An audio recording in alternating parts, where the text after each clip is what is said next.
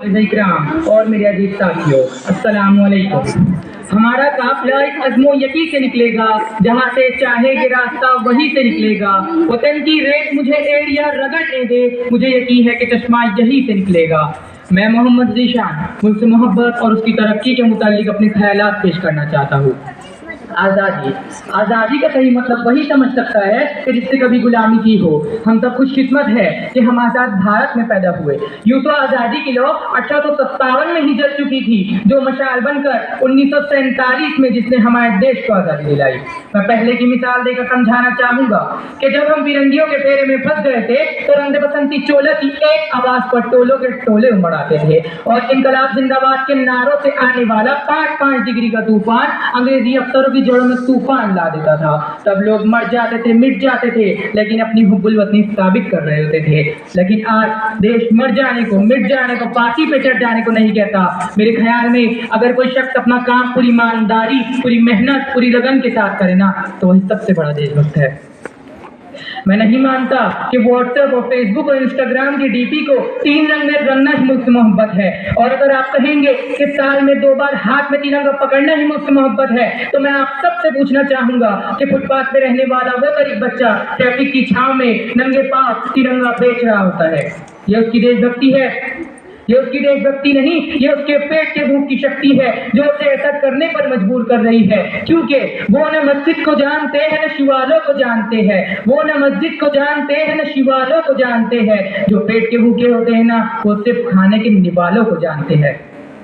अपने खानदान, अपने समाज, अपने मुल्क के लिए वक्त हो जाने का जज्बा है मुझसे मोहब्बत। और हर गद्दार की जिंदगी में आने वाला तूफान है हमारी सच्ची मुल्क से मोहब्बत, ताकि हर गद्दार ये समझ सके कि अगर तू परिंदा है तो ये आसमान तेरा है, अगर तू परिंदा है तो ये आसमान तेरा है, अगर तू दरिंदा है तो ये शमशान तेरा है। तुझे भाईचारे से रहना है तो रह इस जमी पर, वरना कब्र भी यही और कब्रिस्तान तेरा है।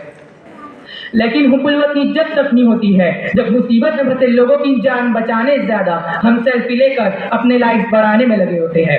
अपने मुल्क, अपने राष्ट्र, अपने समाज की उम्मीदों को बांधे रखने वाला वही नौजवान आज 4x4 की छोटी सी स्क्रीन पर अपनी नाजुक सी उंगलियों से अपने ख्यालात का इमोजी भेज रहा है।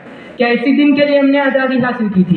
कहा जाता है कि हम सबसे बड़े जमहूरी निज़ाम है जहाँ हिंदू भी पैदा होते हैं, मुस्लिम, सिख, ईसाई भी पैदा होते हैं, लेकिन बदकिस्मती से अब इंसान पैदा नहीं होते। मेरे ख्याल में ना हिंदू की जरूरत है ना मुसलमान की जरूरत है, मुल्क की तरक्की के लिए सिर्फ अच्छे इंसान की जरूरत है। सोचकर देखिए, अगर ये पेड़ पौधे और ये डालियां भी परेशान हो जाए, अगर परिंदे भी हिंदू और मुसलमान हो जाए। मुल्क की तरक्की जब ही हो सकती है जब इस देश में औरतों की पूजा नहीं उनकी इज्जत की जाएगी। मुल्क की तरक्की जब मुमकिन है जब जात पात छोड़कर भाईचारे और यकजहती पर बात करेंगे। मुल्क की तरक्की जब मुमकिन है जब एक गरीब बच्चा स्कूल में खाने के लिए नहीं बल्कि इल्म हासिल करने के लिए आएगा। मुल्क की तरक्की जब मुमकिन है जब स्वच्छता अभियान से सरकार नहीं बल्कि सड़क पर चलने वाला हर एक शहरी हाथ बटाएगा, स्वच्छ भारत, स्वस्थ भारत को दिल से अपनाएगा। बड़ी बड़ी बातें नहीं, छोटी छोटी कोशिशें करनी होंगी, क्योंकि ठोकर हमें पहाड़ों से नहीं पत्थरों से लगा करती है।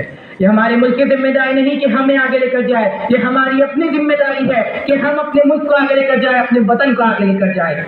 मैं आखिर में सिर्फ इतना ही कहना चाहूंगा, लाल किले पर तिरंगा, सड़क पर हिंदुस्तान जिंदाबाद, स्कूलों में विंध्य हिमाचल यमुना गंगा। क्या सिर्फ इतनी सी आजादी काफी है?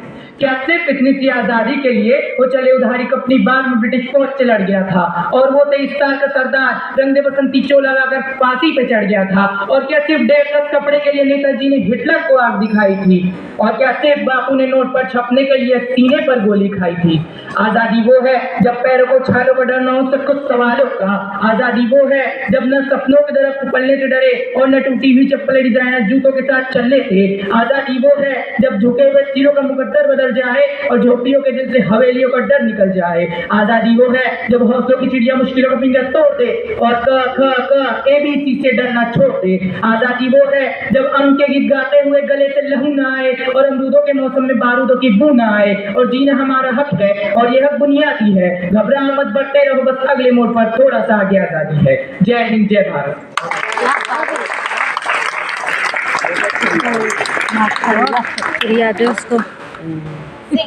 हीरो